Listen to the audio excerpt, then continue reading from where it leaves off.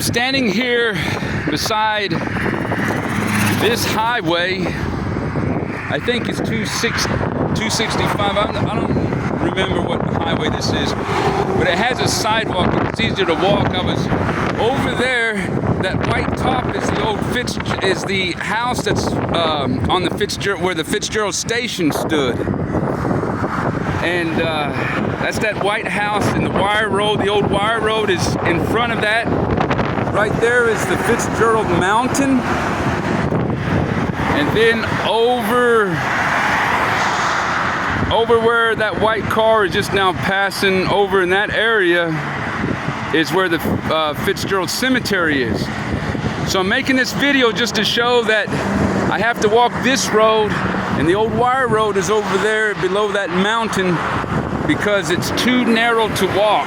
There is no room to walk on that old wire road. And so I'm hoping to join it up here. And I hope I don't get too far from it.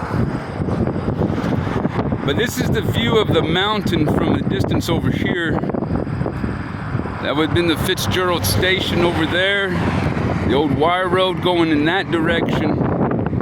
And then over by Holcomb Creek, present day Springdale. So I'm gonna walk up here, and I need to find a place to, out of the wind and heat, and to review some of my notes. And I'd like to make a mention about Doublehead, Chief Doublehead, while I'm here looking at the Fitzgerald station. Doublehead's family would become the old settlers of northwestern Arkansas. Black Fox was his close friend. Doublehead was assassinated by Major Ridge, and there was a few others that were involved. Elias Boudinot was the nephew of, I believe, Major Ridge, but Elias Boudinot was from the family of the ones that were involved in the assassination of Chief Doublehead. Chief Doublehead was the last Chickamauga chief of the Cherokee Confederation that consisted of a number of tribes in northern Alabama and southwestern Tennessee. He was friends with he knew George Washington, friends with Thomas Jefferson and Adams. Doublehead was assassinated in the early 1800s. I forget the exact date, 1805 or somewhere around there. And he was the one that orchestrated. He actually sold land, and for land here in northwestern Arkansas. Northwestern Arkansas extended all the way from the White River and all the way to into Indian Territory, and it extended just a little ways further south of the Arkansas River. The principal chief of northwestern Arkansas Cherokee Territory prior to Indian removal, prior to the Trail of Tears, was John Jolly. He was also the principal chief of the Cherokee, the president of Cherokee Territory. And their land, the details of their land was not described that well in the treaties here in northwestern Arkansas.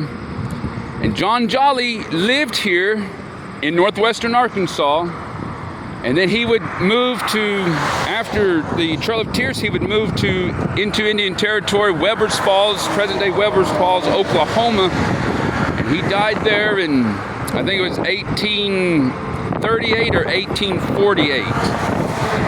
John Jolly was the adopted father of Sam Houston. And there's some others I'd like to share about that were very instrumental in the early days of this country, during the Revolutionary War period, after the Revolutionary War period, that were instrumental in a lot of establishment of the south of the southern part of the United States with great leadership from the Cherokee people. The Cherokee Nation produced a significant amount of leaders that were very instrumental and influential in the early days of America, and these Cherokee leaders are not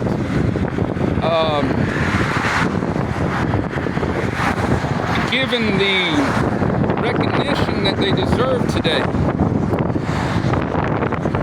And so one of the things I haven't found here traveling, I haven't found a lot of information on Chief Doublehead, on John Jolly.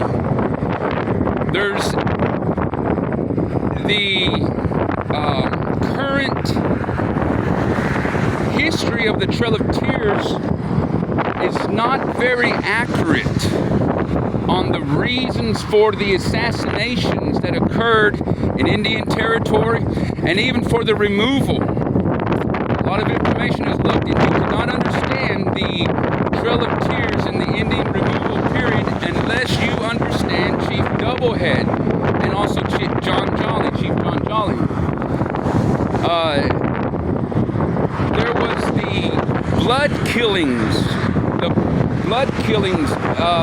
Doublehead's family were the old settler Cherokees that lived here in northwestern Arkansas that settled this area prior to Indian removal. And they were very successful, and it's his family, Doublehead's family, that would go on the fulfilling of the blood killings and the murders. So it was because of the assassination of Chief Doublehead. There was more behind it than just pro-treaty and anti-treaty. It goes all the way back to Chief Doublehead. So I just wanted to mention this real quick while I'm standing here next to this highway. I had to get off the old wire road from the Fitzgerald station and get on this highway because the old wire road is too narrow to walk.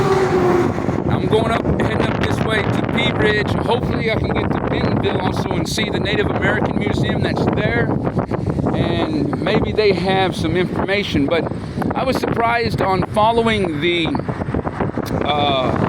bell route that going through certain areas in museums. Of course, a lot of places I made it to, the museums were already closed or the people wasn't there. But I haven't found a lot of information in the museums that talk about John Jolly and Chief Doublehead. And that's kind of, it's just interesting to notice that.